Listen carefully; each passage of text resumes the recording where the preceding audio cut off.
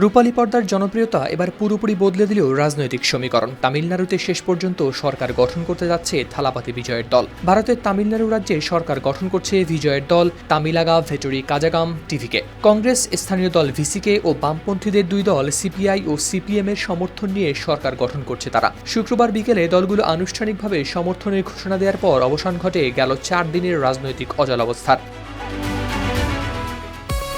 প্রতিদিন গোসলে সিরামের উজ্জ্বলতা Mary serum soap bar.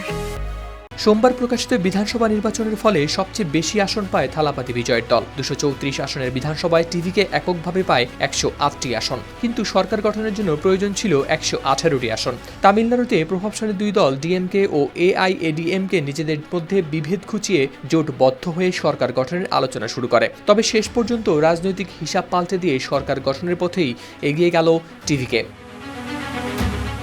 চিত্রনায়ক থেকে রাজনীতিতে এসে বিজয়ের এই উত্থানকে তামিলনাড়ুর রাজনীতিতে বড় পরিবর্তনের ইঙ্গিত হিসেবে দেখছেন বিশ্লেষকরা।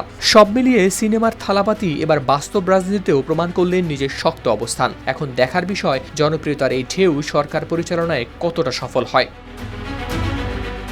হাওলাদার শামীম, RTV।